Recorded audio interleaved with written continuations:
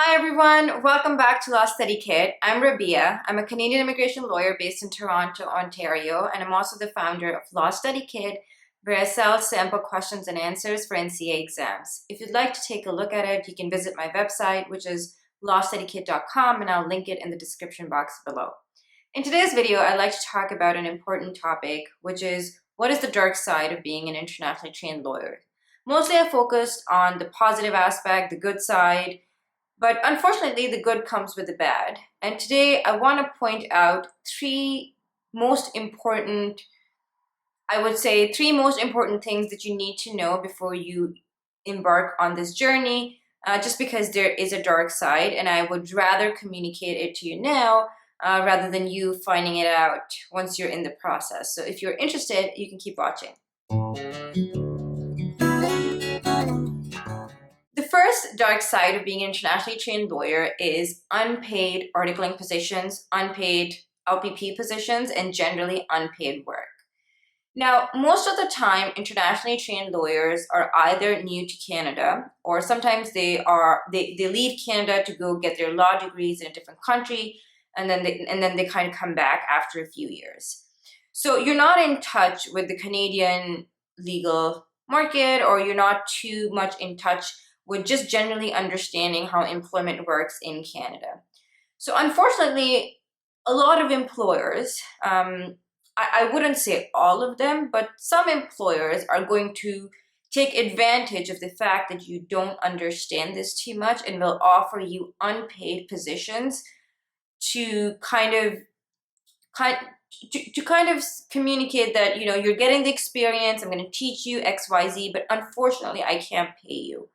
And most of the time, I've heard this happen to internationally trained lawyers more than JD students and Canadian law school graduates. And in my opinion, the reason is because you just don't know, or you don't have a lot of people that you can speak with, or you don't have a big network. So you become that person who is easy to target, I would say. And I think this is completely wrong. You should not accept any unpaid work whatsoever. If it's an internship through, school, or if it's like a training program through a school, maybe it's understandable there, but I don't even think that should be unpaid.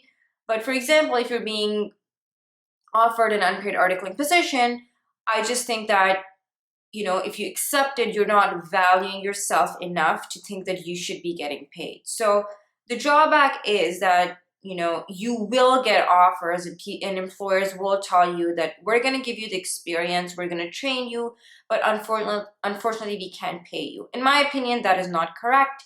You should do that, and you should always have a number. I'm not saying that you should be making thousands and thousands of dollars, but at least you should be making the minimum wage in Canada.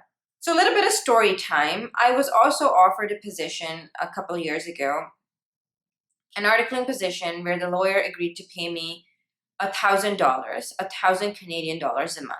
Now, this is way below minimum wage in Canada. At the time, the minimum wage was around 2,000, I believe. I don't know the exact numbers, but I'm just stating the approximate numbers. So I was offered $1,000 per month. I was supposed to come in 40 hours a week, and I had to work full time.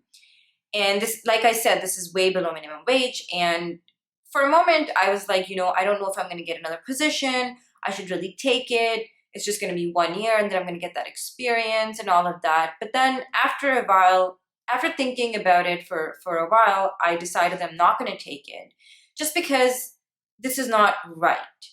An employer shouldn't pay you less than minimum wage. You're not asking them for millions and millions of dollars. The time that I would be working at the firm, I was probably going to make them a lot more than $1,000. And so if they're just choosing to pay me like 0.04% of what I'm going to be making them, that's just not right.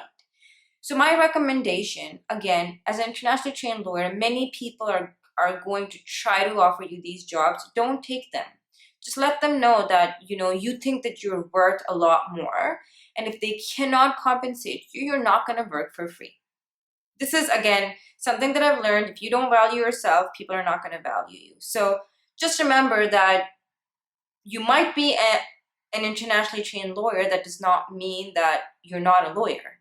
You're still a law student. You're still becoming a lawyer. You should be valued and you should be paid. The second dark side of being an internationally trained lawyer is that you have very less opportunities available as compared to Canadian law school graduates. Now, when you're an NCA student, you don't fall into a very specific category of jobs available out there. So, for example, when I was an NCA student, there was a lot of hiring of summer law students and articling students, and then just generally legal assistants. And I noticed that a lot of summer law students were picked up from Canadian law schools, and then articling students were also students who had to complete the NCA exams, and then they were offered articling. And legal assistants are students who actually go to school to get a legal assistant diploma. So you're kind of stuck in this area where you don't belong anywhere, and nobody really wants you just because you don't fall into a category of summer law Canadian law school student, and you're also not a legal assistant because you're an NCA student. But now I've noticed this trend where employers are encouraging NCA students to apply for summer law student jobs. It just started happening recently, I would say, but I would say 2 years from today, I didn't see any of that. As an NCA student, you're just kind of stuck as to where should I apply. I'm not qualified to apply for any jobs. So you're just there scrambling, trying to fit into any job description that you see, and just work towards that. So just know that you're going to have a hard time looking for opportunities that actually want you. But don't get discouraged. Just apply anywhere. Try to get into a role that excites you. Maybe, you never know, it might work out for you. But certainly, there's a process that is followed by Canadian law school graduates. For example, when they're in law school, they have certain positions that they could apply for as summer law students, and those positions are available to them only. Again, maybe now they are available to NCA students, but at the time that I did it, they were not. And then after that, you don't fit into the category of an articling student because you haven't really completed your NCA exams. So to me, this was one of the most important issue that I struggle with the most, is to understand, okay, where do I apply? Like, what should I say? Like, who am I? Am I a law student? Am I a summer law student? Am I a legal assistant? I know that I'm not an articling student, so what the hell do I do? But, I kept trying, and I did figure out something or the other, and I highly encourage you to kind of do the same. Last dark side that I want to mention today is that as a foreign law graduate, you have to make that extra effort to prove that you're worth it. You have to go an extra mile to kind of show to the employer that I deserve this position and I have the skill set needed to work at your firm. Sometimes I feel like this can be motivating, but sometimes it can be really exhausting as well, just because,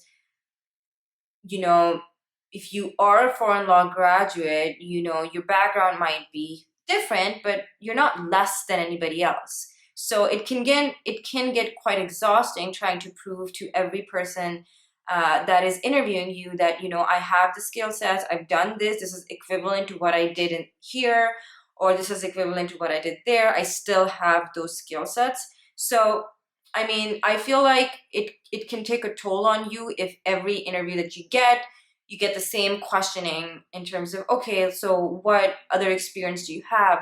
Like, how can your experience be beneficial to a firm in Canada? So I've experienced this myself as well. A lot of times people, again, I did not have a lot of foreign experience, but because because I had a foreign law degree, a lot of times employer would ask me questions. For example, did you ever do a moot? What was the moot like? What topics did you do the moot in? Was it like the one that we do here? And so it's kind of like you're trying to convince them that, hey, even though I did all the NCA exams, I'm following the entire process that is available. You're still questioning if I have the relevant skill set. So just know that this can happen to you.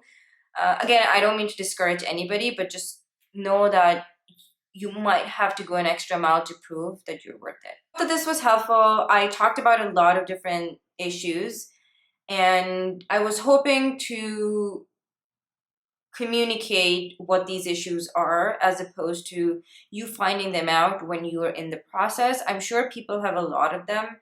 I haven't really asked other people, but these were just my personal experiences and some of my personal things that I went through I wanted to share on this platform. If you want to hear more about, the truth or like more, I would say, personal experiences, please let me know. I'm happy to share them.